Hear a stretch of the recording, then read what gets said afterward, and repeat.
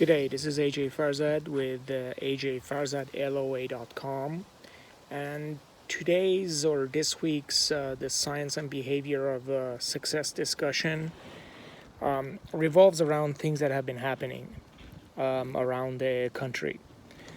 And I don't usually like to comment or even give attention to such negativity, but I wanted to bring this up because it directly applies to challenges that we may face as sales or trainers, and it also kind of addresses a lot of things. So why do I not like to comment on such things as a general rule? Because if you remember and understand the way the law of attraction work has nothing to do with whether you believe in it, you understand it, you're aware of it or not. It just applies. It is a universal law as real as gravity or electricity or magnetism. And the way this law works is that whatever you're giving your attention to, your thoughts create a feeling in you. That feeling will attract to it more opportunities to feel that way. So when you are concentrating on something that is negative, like I don't want bills, or I don't feel like going to work, or I don't like this person, you're just bringing in more opportunities to keep on feeling that negativity, which will manifest in incidences of things happening to you that are not beneficial to you. Okay, so that's in general the reason why I do that. But that brings with it this kind of a conundrum. What do you do when you are faced with an injustice that you feel that you have to say something? Or the really, really good question is, what do you do in an incidence of someone like a Hitler, for example, if nobody really says something, or if nobody stands up to that kind of an injustice, then it'll go on forever. So how does the law of attraction, relate or answer such things?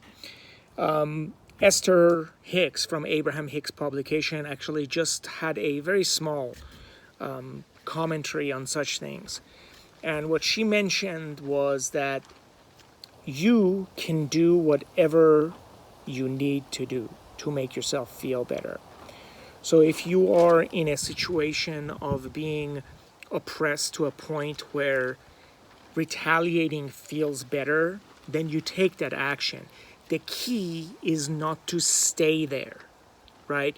You don't want to keep on taking an injustice to a point of destruction and complete anarchy, because if you really think about it, that's not really what you want. If you truly want to speak out against an injustice, and if you truly want to affect change, destruction and chaos will not go there. And things that I always quote is Mother Teresa. Mother Teresa said, I will never go to a rally against this or hate rally. If you have a positive message, if you want a positive event, then fine, I will be more than happy to take part in it. And again, what Abraham Hicks teaches is that things like the war against drugs, the war against teenage pregnancy, the war against drunk driving, none of these so-called wars have brought about any kind of positive change. Okay, so how do we deal with it? I interviewed my daughter because originally when I saw all of this happening, I wasn't segregating who matters more than the others, right?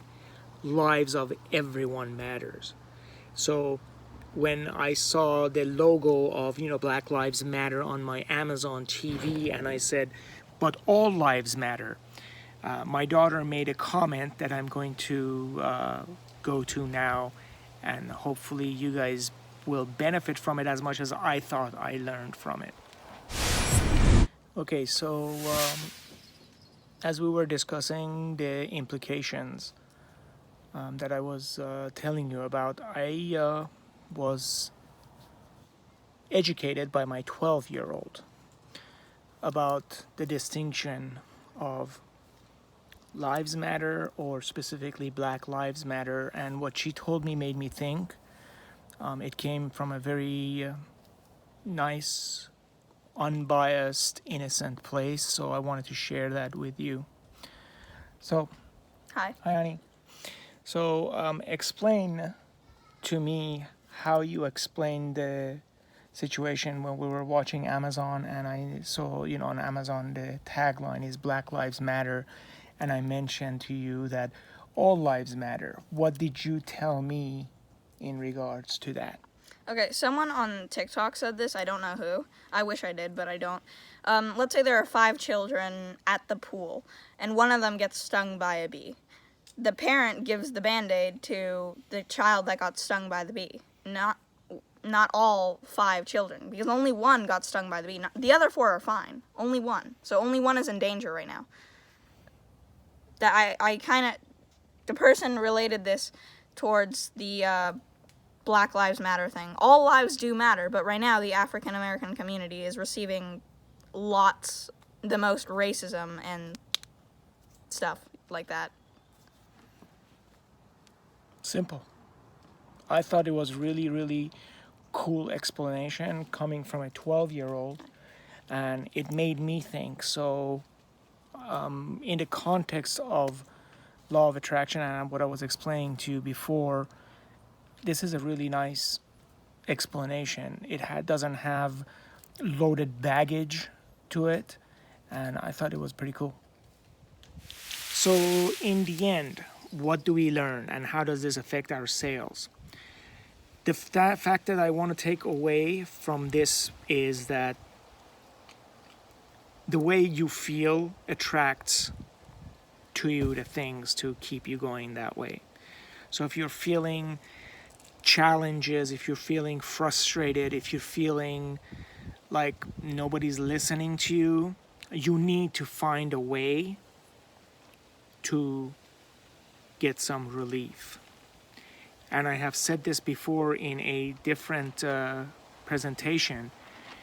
Being specific about something that is pissing you off, not going to help. So if you want to feel relief, so you go out, you do whatever you need to do for the time to express yourself and be reaching for something that makes you feel like you are doing something important, right? Without infringing on somebody else's right, without destroying somebody else's property, because all of that is negative, right? But if you want to express yourself, if you want to express your disregard, there's nothing about the science of success and the behavior of success that prevents that, right? So the same thing goes with a customer, not to this extent, but if the customer is being particularly rude to you, there's nothing that says you can't call them on it, Okay, you don't like my products, you don't have to be rude to me. It's not personal, right? And at that time, it may feel a little bit better than just sitting there and taking it, because when we sit there and we take it, being like a doormat, as they say, it doesn't feel good. And perhaps that little bit of a feeling of discontent is a better feeling than just sitting there and saying, oh, I have to take this from my customer because I need their business. So that's not the way to go either. But you don't want to stay there and continue it. Once you have made your point, you move on. You concentrate on other opportunities that may come with this customer, or if you have to, you just concentrate on the blessings that you have, whatever it takes to take you back to a neutral or a better feeling emotions. I hope this makes sense. I hope you learned something from I guess my kind of ignorance where I had to learn from a 12-year-old, and I hope we can all gain something from this to manifest a better tomorrow. I hope you enjoy this. Till next time, to your success.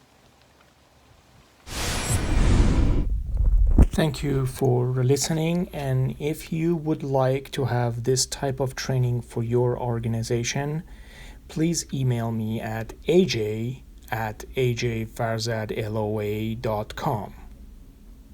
To your success.